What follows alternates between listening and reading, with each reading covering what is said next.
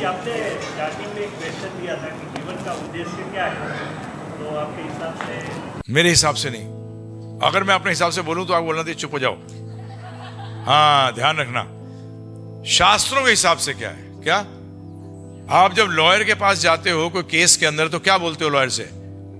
Law के अनुसार क्या है, या बोलते हो आपके हिसाब से क्या है? बेटा उनके हिसाब से मत ले लेना आप लोग, पता लगा अंदर हो जाओगे, क्योंकि उनका हिसाब थोड़ी चलता है कॉन्स्टिट्यूशन के अंदर। तो इसको शॉर्ट में बता रहा हूं आपको, क्योंकि इसके लिए आपको 13 घंटे सुनना पड़ेगा। पर्पस किसका? पर्पस गाड़ी का होता है या उसके ओनर का होता है जो ड्राइविंग कर रहा है? बताइए। दोनों का, परंतु मेन किसका होता है? ओनर का। कार का काम है ओनर के उद्देश्य को पूरा करना। तो भगवत गीता, जैसे कि आपको अगर अंग्रेजी सीखनी है तो ABCD से शुरू करना पड़ेगा, और मैथमेटिक्स सीखनी है, गणित सीखनी है तो 1 2 3 से शुरू करना पड़ेगा, 1 2 3 4 से। इसी तरीके से स्पिरिचुअलिटी, अध्यात्म की शुरुआत होती है कि मैं कौन हूं। और भगवत गीता का पहला स्टेप है मैं शरीर नहीं आत्मा हूं। क्या है? मैं। तो पर्पस किसका होगा? आत्मा का। और शरीर का कार्य है कि आत्मा के पर्पस को पूर्ण करे। तो ये तो पहली चीज हुई कि आत्मा के पर्पस को समझो। अब आत्मा का पर्पस क्या है? आप एक्चुअली आत्मा का पर्पस भूल के ना शरीर को, अपने आप को समझने लग गए हो। तो आप क्या करते हो? आप योग करते हो। क्या करते हो प्रभु जी? आप जीवन में गाड़ी जोड़ते हो, बंगला जोड़ते हो, शादी करते हो, रिश्तेदार जोड़ते हो, मित्र जोड़ते हो, घर जोड़ते हो, दुनिया भर की चीजें जोड़ते हो। किस लिए? कि आपको खुशी मिले। परंतु ये सारी खुशियां जो है ये टेम्पररी है। क्या है? परंतु आप जो आत्मा है वो सनातन है। इसलिए आपके मन में हर टाइम क्या, कैसे रिश्ते चाहते हो आप? लंबे या छोटे? लंबे। घर कैसा बनाना चाहते हो? जो लंबा चले। गाड़ी कैसी चाहते हो? जो लंबी चले। हर चीज आप चाहते हो लंबी, परंतु एक्चुअली अगर आप दिल से पूछोगे तो आप ऐसी चीज चाहते हो जो कभी खत्म ना हो। तो इसी तरीके से आत्मा आज ढकी हुई है। ढकी का मतलब आप अपनी पहचान को थोड़ी सी भूल गए। तो किसका पर्पस हुआ? पहले तो ये चीज है, पर्पस है आत्मा का, शरीर का नहीं है। शरीर का काम है, आत्मा का पर्पस। जब भी भगवान ने शरीर को यंत्र कहा है, यंत्र का काम है मेरा पर्पस पूरा करे, तो यंत्र है ये शरीर। दूसरा अब आता है किससे जुड़ूं? आप जीवन भर चीजों से जुड़ रहे हो ना प्रभु जी। पैदा हुए थे तो जुड़े थे एजुकेशन से, नौकरी से, बिजनेस से, फिर लोगों से जुड़े, पत्नी, पति, बच्चे, मामा, चाचा, ताऊ बने। ये सब दुनिया भर का जोड़ रहे हो। परंतु जिससे जुड़ना चाहिए उससे जुड़ा ही नहीं, भगवान से जुड़े ही नहीं। भगवान से जुड़े नहीं, क्योंकि उनसे अगर जुड़ जाते तो वो जो योग है वो कभी खत्म नहीं होता था, है और रहेगा। बाकी तो आएंगे और जाएंगे, कोई रुकने वाला नहीं है। कितना रोकने की कोशिश कर लो।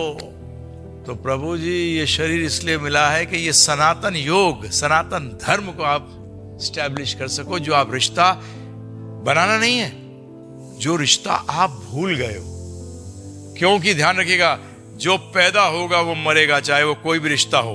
इसलिए भगवान के साथ जो हमारा संबंध है वो नया नहीं है, वो था, है और रहेगा। हम भूल गए हैं। तो ये सारी विद्या है आपको याद दिलाने के लिए कि आप अपना जो संबंध है, तो पर्पस क्या हुआ?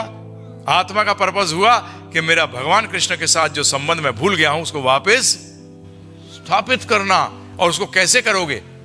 प्रेम, भगवान के साथ वापस प्रेम करके, आसक्ति करके। क्या करके?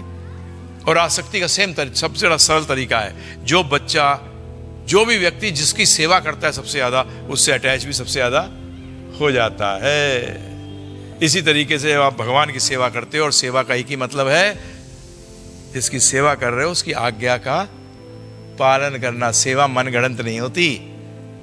पिताजी बोल रहे बेटा दूध पिला दे, आप कह रहे पानी पी के खुश रह ले, ये सेवा थोड़ी है। जैसे मजाक में मेरा छोटा भाई कह दिया करता था, मेरी नानी को पैर दबा रहा था, तो एक दिन नानी ने कहा गला दर्द हो रहा है, दबा दूं क्या? क्योंकि पैर दर्द हो रहा था तो दबा रहे थे। वो मजाक करता था कि गला दर्द हुआ तो क्या करूं? तो गला दबाने की जगह थोड़ी है। तो इसी तरह से पर्पस क्या है? हमारा जो संबंध हम भूल गए हैं उस संबंध को वापस स्थापित करना, उसके लिए हरे कृष्ण महामंत्र बहुत हेल्प करता है।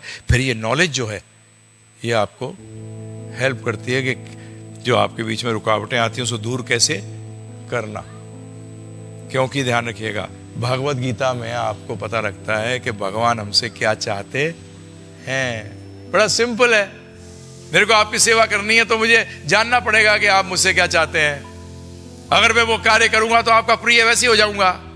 और हम भी बड़े सेल्फिश हैं, सबको सेल्फिश होना चाहिए, परंतु सेल्फिश हो, अगर आध्यात्म में सेल्फिश हो जाओगे तो सबका भला हो जाएगा। भगवान ने गीता में कहा है जो मेरा प्रचार करता है या प्रचार में सहायता करता है वो मुझे सबसे प्रिय है।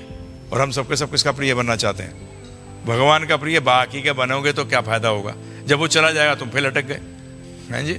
फिर वहीं के वहीं बड़ी मुश्किल से तो एक व्यक्ति की सेवा करी, पॉलिटिक्स बनना चाहता था, पता लगा वो मर गया। उसके बाद आप फिर जीरो के जीरो, फिर दूसरे के चक्कर में लग जाओ। अरे भगवान की सेवा पकड़ लो।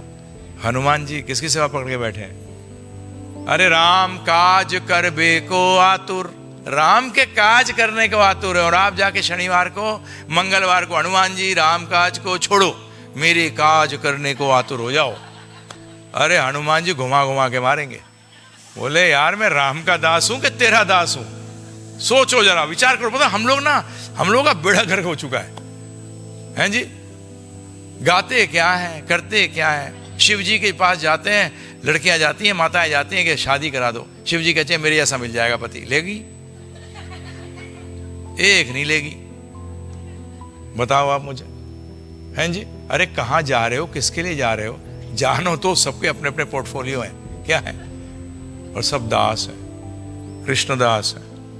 गुजरात में तो ये बोलने की ज़्यादा जरूरत नहीं पड़ती, बाकी जगहों तो नॉर्थ में जहाँ तो बुरी हालत है, परंतु यहाँ तो तब भी लोग कृष्ण भगवान को जानते हैं, मानते हैं। आप लोग लकी हो, परंतु उस लॉटरी को अब एनकैश करो, वेस्ट मत करो। समझ में आया आपके? ठीक है प्रभु जी, हरि बोल। तो